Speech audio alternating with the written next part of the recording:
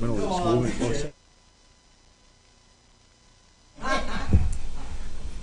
You've got 30 seconds to go yet. Oh, 2 seconds.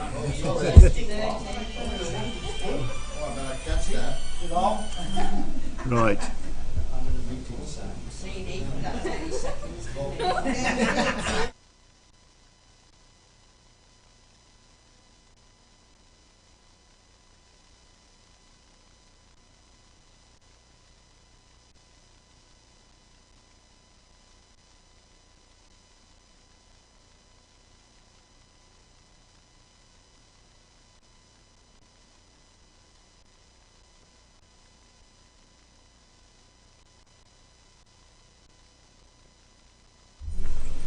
Right. Welcome to the Telford Wrekin Council Planning Committee. This evening's meeting is held in public to ensure that all those involved or interested in the planning applications can see and hear how the decisions are made. It's important that the speakers are able to present their information without interruption and that the council members of the committee are able to hear and consider the material presented. Only those people who've been notified are able to speak. I ask everyone else to remain quiet, not to interrupt the meeting and to allow the members to make their decisions. I remind everyone that council meetings can be photographed or recorded, and I'd ask all participants to recognise the importance of the planning process. And please let everyone silence or turn off their mobile phones. Please, Councillor Houghton. Right. Welcome to the meeting. Item 1 of the agenda is apologies for absence. Yes, Chair. We have received apologies from Councillor Raj Mehta with Councillor Kuldip Sahota substituting. We've received apologies from Councillor Jackie Loveridge, but unfortunately we've not been able to identify a substitute for Councillor Loveridge. Yeah, Councillor Jackie Loveridge is off sick, isn't she? Yeah. Right. Any declarations of interest? Yes, Graham. Item 5.3 of 5.3. I've been involved with the Wellington Plans Board, so will not take no part in debate and the voting will leave the room on that matter. Okay, thank you, Graham. Councillor Scott? Yeah, 2016-0816 Royal Victoria Hotel. I'm a member of Newport Town Council, but I leave the room whenever they discuss such things as this, and I've had no input. But I'd just like to add, if I may, Chair, I believe their submission was going to be tabled tonight because they did do one, because I asked for a copy so I could read it, and they said it would be tabled at the meeting. I will be making comments on behalf of the Town Council tonight. Okay. Thank you. Interest in the meeting? No? Right. Item 3, deferred, withdrawn applications. There are none, Chair. None of those. Item 4, site visits Yes, Chair. for the next meeting. We're proposing a number for the next meeting. There are a number on the 15th of December's agenda, and the items that we're proposing are TWC 2021-0879, which is for Holy Trinity Academy, TWC 2020-1056, which is for the HEM, TWC 2021-0637, which is the former Builders Yard at Barrack Lane, Lilleshall, TWC 2021-0796, which is for Station Road, Newport, and TWC 2021-0879. We are conscious in terms of the number of visits and daylight hours, so we're suggesting that's going to be split over 2 days. Okay, can you make note of that? 0879, so which one was that? The last one? 20. Oh, sorry, did I not say that one? 25 Pinewoods, Church Aston. And what was the second one? 1056. The hen. The HEM. Well, you'll tell us all these anyway, won't you? We will, Thanks. and we're trying to arrange a minibus as well. Can I give my apologies for the next meeting? I'm due to go into an operation a couple of days before that. Okay, can we find a substitute for you, Janice? Called it? No, I'm in London. No, call it's not about I this told you week. last week. Says the Yeah. 16th. Yeah. So, Yeah, it does. let's send a sharp email round. Again. It'll be the 15th of site visits, though, won't it? 15th is the committee, isn't it? Yeah. It says On the 16th on Wednesday? here. So it's got Wednesday the 16th on the speech. Oh yeah, and actually it says Wednesday 15 is on the my 15th. diary, so... Wednesday the 15th. Yeah. Right. Okay. Okay. So the site visit's going to be on that day, 15th. Like 2 days. Possibly the 14th as well. That's the suggestion in terms of the number of site visits you've got to do. It'd be hard pressed to do them all in one day. Okay. You might need to bring your sandwiches for that meeting as well. Okay. Item 5 then is plan application for determination, and I intend to do them as they are on the order paper.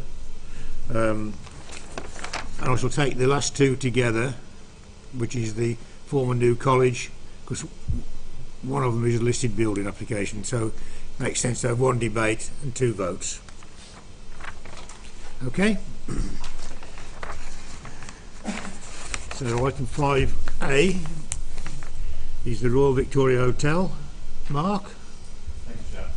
A deemed variation of the Section 106 agreement is sought pursuant to the 2016 Planning Permission for the Royal Victoria Hotel, Newport, relating to the conversion of the hotel into 7 apartments, 2 and 3-storey rear extension, erection of 21 dwellings, in order to remove an obligation to provide commuter sums in respect of education at £72,070 and recreation at £16,800. In support of their application, viability evidence has been submitted on 2 separate occasions in order to demonstrate that bringing the site forward is not viable.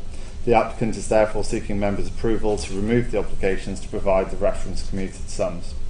The submitted viability has on each occasion been reviewed by the Council's independently appointed viability consultant, CVRE, who notes that were the commuter sums payable, this would in turn not provide the appropriate return to the developer in terms of the NPPF requirements when assessed against the appropriate developer return. Further hampered as a result of the relatively significant constraints and abnormal work costs associated with the Grade 2 listed facade retention and the ambitious gross development value adopted by the applicant. It is therefore concluded that the provision of the commuted sums is not viable. Since the publication of the committee report, a consultation response has been received from Newport Town Council, noting the following observations. Firstly, the Section 106 agreement was initiated as part of the heads of terms at the onset of the planning application in 2016-17. The commuted sums have always been part of the equation for the ongoing cost and delivery of the development, and it's now considered disingenuous to be revisiting a planning obligation for community benefit, which is a very modest contribution. Secondly, question why the developer should be permitted or allowed to be absolved from adhering to their responsible obligations. The housing development will have a substantial impact on public services, noting that the additional apartments will result in an increase in residents who will directly impact upon local infrastructure, including children who will enjoy use of local open spaces, recreation areas and schools. And thirdly, consider that this request may set an unwelcome precedent for future developers to avoid paying any Section 106 contributions. Members of the Town Council remain of the opinion that this development needs to come to fruition in an appropriate and timely manner, noting that the development has been subject to a series of setbacks, albeit noting the role of the local planning authority in engagement with the developer. Members of the Town Council note that this site is continuing to be an ever-increasing dangerous structure and eyesore within the conservation area of the town centre. The continuance of delay and postponements will, in their view, eventually lead to the fatality and possibly the destruction of this once iconic building's facade. The Town Council requests that consideration is given to applying conditions for enforcement, exploring all avenues to ensure this development has completed its very earliest opportunity, and suggesting the option of a compulsory purchase remains as an option. As has been noted by the Town Council, officers within the local planning authority have been meeting with the applicant and their agent on a regular, almost monthly basis over the past 10 months in order to achieve a viable scheme, culminating in the scheme for 17 apartments, which was granted planning permission on Monday of this week, noting the applicant's clear intention to bring the site forward for development at the very earliest opportunity. It should also be noted that there is a dangerous structure notice on the building which relates to the removal of a section of sidewall attached to the existing facade. The committee is advised that having an unviable scheme will likely result in a lengthy process of an urgent works notice and repairs notice through to compulsory purchase order, with the council finding itself in a position of needing to secure funding to bring forward a viable scheme. Officers consider that the benefits in terms of allowing the site to come forward will significantly and demonstrably outweigh the harm brought about by the omission of commuted sums, and as such it's recommended that the application to vary the Section 106 agreement is approved. Thank you, Chair. Thank you. There's no other submission, so over to the committee. Peter. Yeah, thank you. I'm right, I think, am I not, in saying that this has now got permission? The scheme to which this Section 106 deed of variation relates had permission back in 2016. The latest application, which the report refers to as pending, for the 17 apartments solely relating to the hotel, that has been granted permission alongside the list of building consent. So, but it is relevant in that respect. We know that this has been a real eyesore. If anyone's been inside it, I've been inside it, and if you thought the gower was poor, well, this is in a worse state. And quite honestly, when the scaffolding comes down, it may fall down, I don't know. So everyone in Newport and the Newport area feels that there should be a resolution on this, whatever happens. What I'd just like to ask, in terms of viability, and I do note what Newport Town Council say there, in as much as it does really open it up for other people, other developers, to basically welsh on the deal when it comes to 106 money. We've got to be very careful with that. I do understand that it's probably, and we haven't never been told this, although a viability study was done. Do we know if it is viable in one respect? But the most important question is, by taking this money out, does it make it any more or less viable to the developer in either of this or the new one? I mean, is there any basis of at least this will give him a profit? I don't know. In terms of, everything has to be benchmarked against the MPPF in terms of the return to the developer. Where the commuted sums are removed, that is increasing the return to the developer. It's kind of pushing it more into the threshold of being more acceptable in line with the requirements of the MPPF. Still acknowledging it is a heritage asset, and along with that there is kind of unknown or unexpected costs. So it's putting it in a better position than it otherwise would have been so. In terms of the scheme, the 2016 scheme, that is for 7 apartments as opposed to this one, which is 17, and it's still only just returning, without the contribution, it would only just be returning an acceptable developer profit. Where you've got 7, that's 10 units less. That's a significant reduction and return for the developer. So that would be, in my opinion, a much worse position as well for the developer. In terms of your first point, Councillor Scott, which relates to kind of whether this would set a precedent, my answer to that is no. On each case, whether it's determining viability as part of an application or through a deed of variation, the applicants are required to submit a full viability or evidence of that, which is independently scrutinised. So it would only be dependent on the outcome of that where we would kind of move forward with a similar route as we have done here. Right, thank you. Because I think in this case, at least, removing the 106 contributions makes it more likely to get a result on this. I really do, because it can't be allowed to continue it as it is. I'm already dubious, personally, as to whether we will get it done. I mean, they've been granted permission, but it's a hell of a job to get this to something like 17 apartments. So, reluctantly, I think I would have to support that it is taken away, because we really do need this to be resolved. Thank you. Thank you, Peter. Anybody else? Janice? I'm wondering whether 106 Instead of doing away with it completely, why can't we look at it again and reduce it perhaps? In terms of the figures itself, it's a relatively small amount of money relative to kind of a lot of the major developments that come forward, which have kind of hundreds of thousands or millions in terms of contributions. In terms of the assessment to date, it really is that whole kind of figure which makes it either a viable or an unviable prospect. Even reducing that by half, it would still be an unviable prospect for the developer.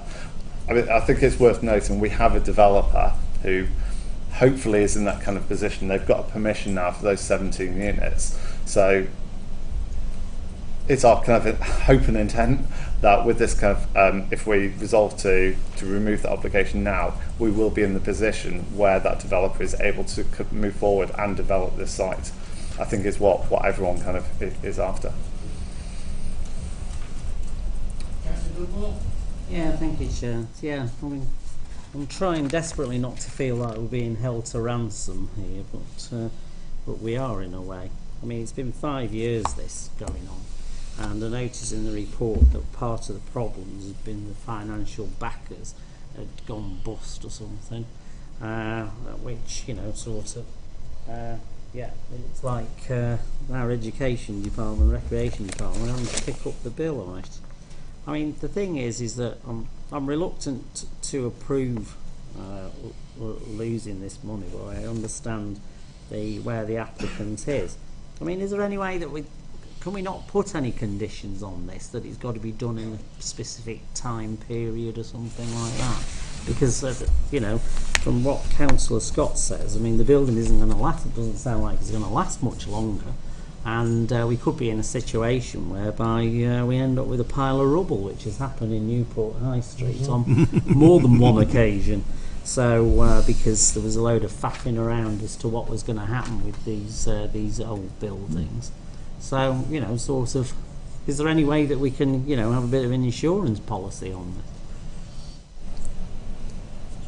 Yes, please. In terms of how we're moving forward with this, you've got an extant consent already from that 2016, so there's no conditions that we can add to that. And we've now approved the 2021 scheme, which is your 17 apartments, and that's got 3 years to be implemented. However, what we are doing in the background is also working with the developer, meeting him on a regular basis, i.e. sort of 4 to 6 weekly, to ensure that there is movement going forward. And we have other realms of legislation that we can use if the site doesn't come forward, such as the repairs notice and the urgent works. The urgent works will be something that we would serve at the outset, which would ensure that the building is appropriately safe and weatherproof, so it makes sure that the walls are reinstated as well as the roof. We couldn't go forward in asking for that at this present time, because we have considered it over this past year, because the scheme, what we'd be asking them to do, wasn't viable, and that's what we've been trying to seek to achieve, is finding a viable scheme for this developer. Hence why the scheme for 12 units, we didn't look to approve that at the outset, because our viability advice from that external consultant came back and said, whilst it's an improvement, it's still not enough in terms of return as what's sought by the MPPF, so you're likely to actually get the funding to move forward. If the similar thing happens, and you know, and he hasn't got the money to make the building safe or to prevent it from falling down, who would pay for that to happen? And if it's developer's responsibility, we can look about. Yeah, but that's when we start to use the other pieces of legislation, repairs notice and the urgent works, and if they're not implemented, then we look to compulsory purchase the building and move forward that way. Okay. That looks like it's, you know, getting ever more likely to happen, to be honest. Right, okay. Yeah, I mean, when I read it, I felt uneasy as a 7. You know, we got the 7 rooms and then a 21 on the side, and you know, no 106 at all. You know, whatever was agreed in the front, 72 and so on. What I wanted to know is, I'll accept it, you know, because if it's not, you know, I don't want to see this Victoria Hotel carrying on, and you know, it's been. But this independent appointed viability study consultants, do we use them a lot, Val? And can any developer turn around and plead, say, listen, I can't pay this 106, either you let me go, or is that building's going to be lying there for years and years? It is sort of like the councillor said, holding to a ransom a bit. Can any developer come in and ask for these outside consultants to look at it for viability study, and then we sort of give in? The MPPF states that viability is a material planning consideration, and we should always be looking to bring forward viable developments. So a developer can come forward and say, the development that is approved or that you're seeking is not viable. They must submit evidence to do that. And then that's at the point that we appoint. It's not their appointment, it's our own. We appoint an external consultant. It is somebody that we regularly use to consider the merits of the information that's submitted. He's regularly tested that information, and it has been interesting to see what he's come back with, because sometimes he has challenged it and said, no, it's fine, it's a viable scheme. We only bring these ones forward to you that are in agreement with that it's not viable, and we're seeking that resolution to amend those Section 106 agreements.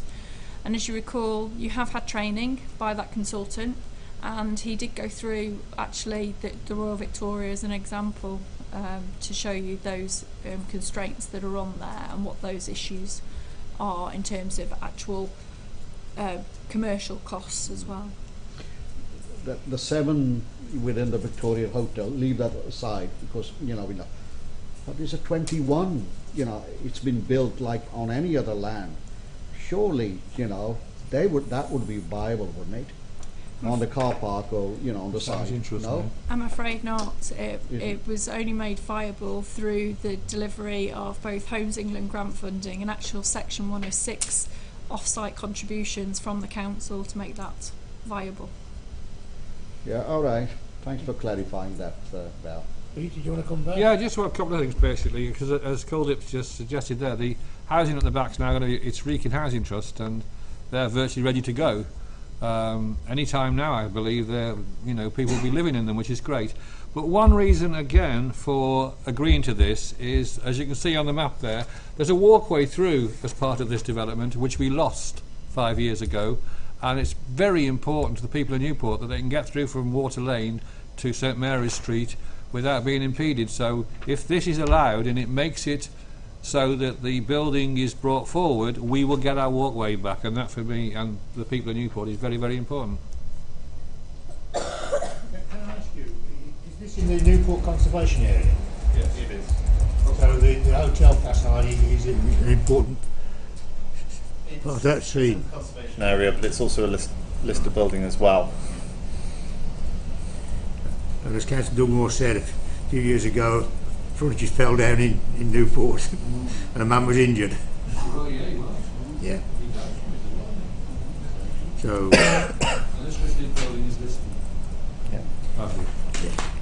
anybody else want to make a contribution? No? Sorry? You move the recommendation, do you? Yeah. Seconder for that? Second. Yeah. All those in favour of the recommendation, please show. Carried then unanimously. Thank you.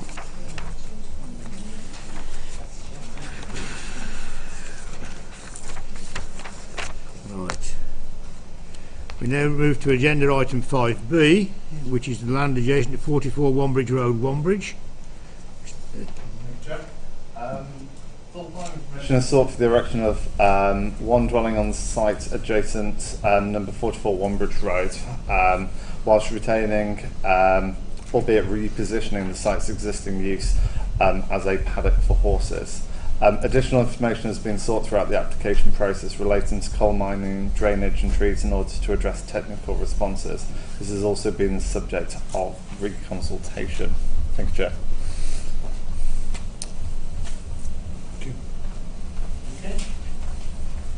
Well, we Councillor Stephen Reynolds, who's the ward member, who's got other duties tonight, and the legal are going to read out his submission. That's you, yeah. On behalf of the local residents of Wombridge Road, I would like to thank you for giving me the opportunity to have this written statement read out against the proposed application, and I apologise for not being present here tonight. Restrictive covenant. There has been a long history of attempts to build a dwelling upon this site, and it is well known that when the land was sold by Telford Wrekin Council around 2008, it was classified as brown land, and due to the condition of the land, it was deemed never to allow permission for the dwellings to be built upon this site. The land is subject to a restricted covenant, which the owners are fully aware of, and this clearly states that no residential property should be placed on the land and should solely be used for equestrian and agricultural purposes. Drainage. There are undoubted drainage issues surrounding this land, for it is clear that the drainage engineers have specified that future development should not take place until an appropriate scheme for both foul and surface water drainage has been submitted to and approved by the local authority to permit such development to take place. Historic environmental site. The proposed development site lies within the area for the former medieval St Leonard's Priory, Wombridge, Shropshire Historic Environmental Record, PRN 01106, relating to the Priory's former burial ground and also the burial ground of the post-medieval St Leonard's Church.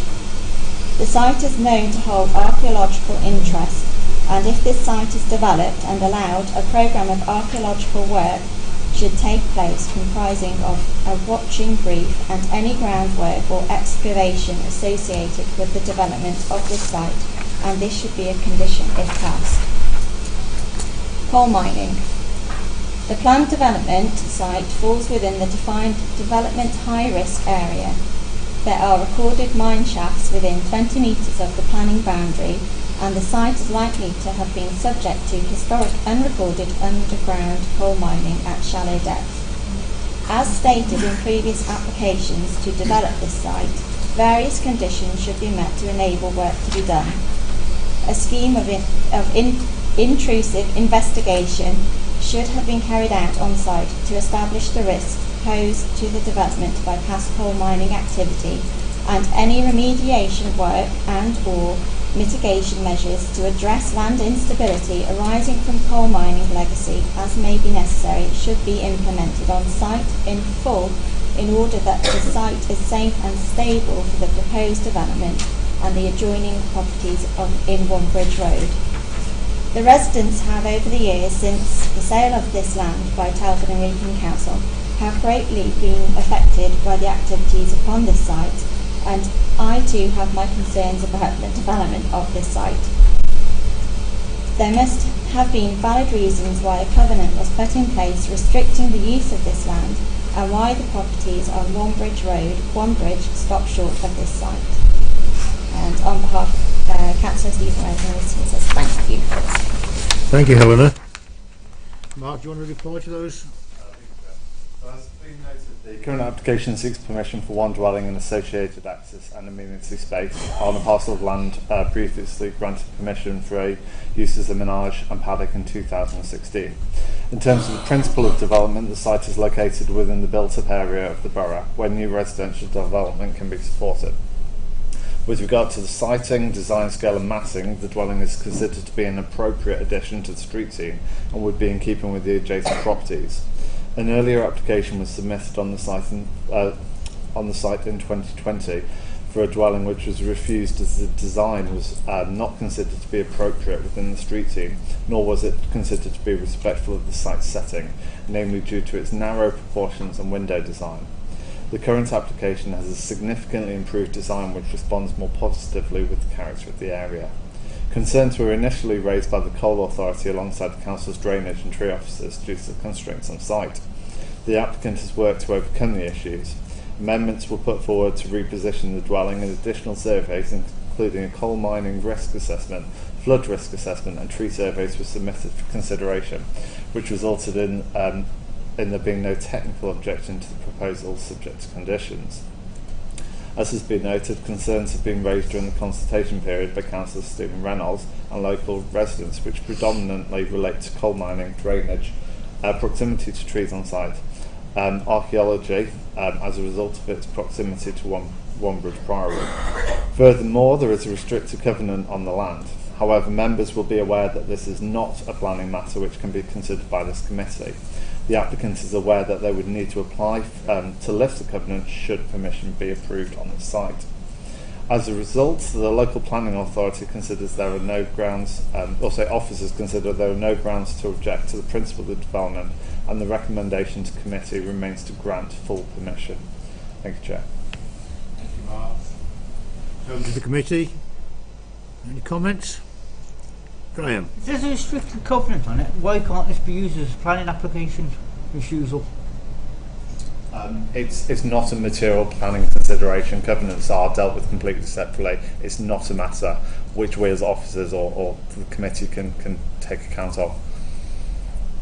Will it come back to this council when that's lifted? No. In terms of if it gets listed, that's outside of planning. So if the committee resolved to grant permission today, there would be no reason for it to come back to committee.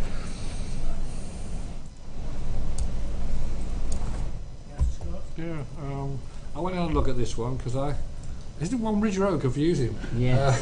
I fancied found 44, so I thought it didn't look very pretty with that awful fence for one thing, and I wondered whether a house here might actually improve the street scene. Everything seems to be dealt with through conditions, really. I'm struggling to find a reason, other than this covenant, which we're being told is not part of it anyway, or our discussion, and they've still got to fight that off anyway. I'm struggling to find any reason why this shouldn't be passed, to be honest. If they'd have built a house next to it when they built 44, if they'd built 46 there, I think no one would have batted an eyelid. So I find it very difficult to find any reasons to say no to this one. Councillor Sauter, thank you. Yeah, Councillor Stephen Reynolds, he mentions the fact that there was it's an archaeological site, and it was an old priory where they might have buried some people there, maybe the old kings or somebody. Nothing like that at all. Because he mentioned that in his. In terms of the archaeology, the main constraint is to the opposite side of the road. Shropshire Archaeology have been consulted, and they don't raise an objection, albeit I'm mindful that there is a condition proposed within 10.1 relating to a programme of archaeological works. So archaeologically it's not important site or anything? It's there's been no objection from the kind of technical specialists in that regard. And it would be through that process to discharge the condition that would identify, and then there would be appropriate mitigation at that time. All right, then. Thanks, Mark. That's a good one. Yeah, thank you, Chair. Yeah, I mean, virtually all the points that Councillor Reynolds brings up on behalf of the residents seems to have been sort of addressed, quite honestly, and so I'm struggling to find a particular reason. I do know this particular area. The only thing is that I wonder whether or not sort of some of the residents might be concerned about the sort of disruption. So could we not stick in a site management plan and just agree some hours of work, because with it being opposite the church anyway, I do think that it would probably be a good idea to try and restrict the sort of building work on a Sunday, because the parking around there can be sometimes a bit difficult, or if there's things going on at the around the church or the cemetery. And I just wonder whether or not, and that might sort of help to sort of address some of the concerns of the residents if we do agree for it to go ahead. In terms of the working hours and the construction management, essentially that's dealt with through other legislation. So environmental protection would control kind of the hours. to the point where it kind of becomes a statutory nuisance. So our role as local planning authority, we shouldn't be imposing conditions which are controlled through other legislation. So given the scale and nature of the works involved, namely one dwelling, I wouldn't consider that it would be appropriate in the current instance. We have done this in the past. You know, construction hours has been a condition. Yeah, anyway, trying to help the residents.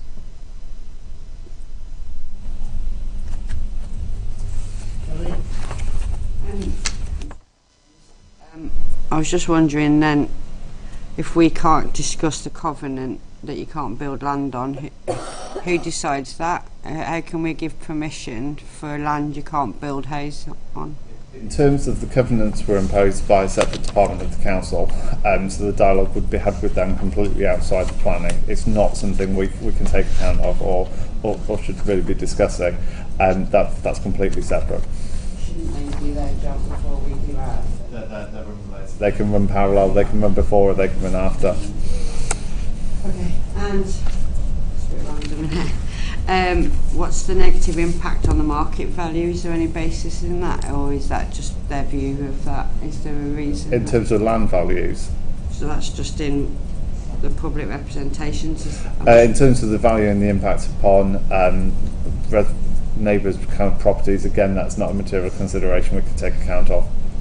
Okay, that's it. Thanks. Anybody else? Councillor Fletcher? Yep, thank you, Chairman. I've read the report and I've read the response, the submission from Councillor Reynolds, and I've looked at the comments on the planning file themselves. It would seem that the conditions being imposed and recommended for being imposed will cover all the problems that have been raised. Therefore, I'd move the recommendation, Chairman. Seconded. Been seconded. All those in favour of the recommendation? Thank you. We'll say it's in a dead end anyway. Okay, we now move to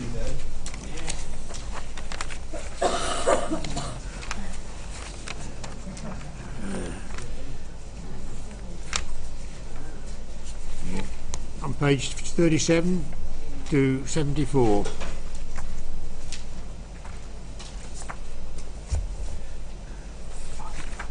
I see you, Graham. That's item 5C. Graham's taking part in the discussions at his town council meeting, so he's absent himself. Quite put right as well. Right. Who's got the short straw of this one? So this application relates to New College, King Street in Wellington. The building in question is a Grade 2 listed building and was designated as such in February 2020. Members may be aware that all the buildings over the wider site have been demolished, and a scheme for that area is currently with the council for consideration. This proposal relates to the change of use and conversion of the former New College building to short-term supported accommodation for young people. This is for people who are or have been homeless and are being supported by the YMCA, who will be operating this facility. This enables the young people to have some stability in their life, take on responsibility of being required to look after a property and pay rent, and thus assist them with getting credit ratings to be able to move into the housing market. A number of communal facilities will be available within the property, such as a training room, laundry, cycle storage, charging points and garden areas. The proposals will involve a number of external alterations to the building, such as the insertion of roof lights, windows, steps, handrails and CCTV cameras, and cladding to the rear of the elevation following removal of the large external link extension. This is to replace the temporary cladding that was installed after the demolition works. Internally, the building will be subdivided to create the units. In terms of impacts on the listed building, these have been proposed in a sympathetic manner that enables the retention of the historic features within the building. 10 parking spaces are provided to the rear of the building, and given the type of accommodation proposed, it's considered by officers that this will be sufficient to meet the requirements of the residents. No objections are raised to the proposals by statutory consultees. The Town Council support the scheme, and as such it is recommended that the planning permission and listed building consent be granted as set out in the agenda. Taking 5C and 5D, because 5D is the listed building consent. Any comments? Councillor Fletcher. Yeah, well, I know this building quite well as I was a governor for 12 years of New College. And actually I welcome the retention of the building and the conversion into this type of accommodation, which is absolutely needed in Telford. And I wholeheartedly commend all my colleagues here on the Plans Board here to support it. Thank you. Any other comments? I just want to, are we keeping the front, are we, as you said? I'm just confirming it as it is, because is that a listed front, is it? The whole building. The whole building is off. The whole building is listed, and some of the external walls as well. So that's staying as it is, yes. Yeah, okay, that's fine. I just wanted to be clear in my mind. On the front, on one of the side elevations, which you, I'm not sure you can see it on there, but where that you've got the small gable on the end, on the side elevation of that, facing towards the gable bit, there's a new window going in there, but apart from that, there's no changes. Okay, thanks for clarifying it. Cheers. Councillor Goodmore? Yeah. Well, it definitely needs saving, and we don't want it to get in the same state as the Victoria Hotel in Newport, do we? I mean, I like it all. I'm prepared to swallow the cladding, but it is on the side. But provided it looks all right, I'm okay with it, and it stays all right. I mean, the only thing I've got is 8.4.2, where it says about there's no turning for large vehicles. So can you just talk me through what's supposed to happen when it's bin day? Because if you've got 28 apartments or 28 self-contained units, so I mean, what they're supposed to do on bin day? Because I mean, you can't really put dozens of dustbins out onto King Street. So is there a facility at the rear to access or not? I couldn't really see it on the map. The eyes aren't actually. I haven't got my magnifying glass. Right. So it's a bit hindered because this is just shown in isolation. There is a wider scheme for the rest of the site, which is undergoing some tweaks at the moment. So we haven't got the full plans at the moment to show you how it fits in with the wider scheme.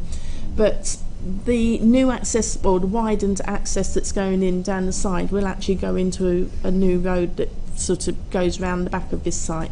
Unfortunately, where the edge of the site boundary is, the ground then drops about 2 metres.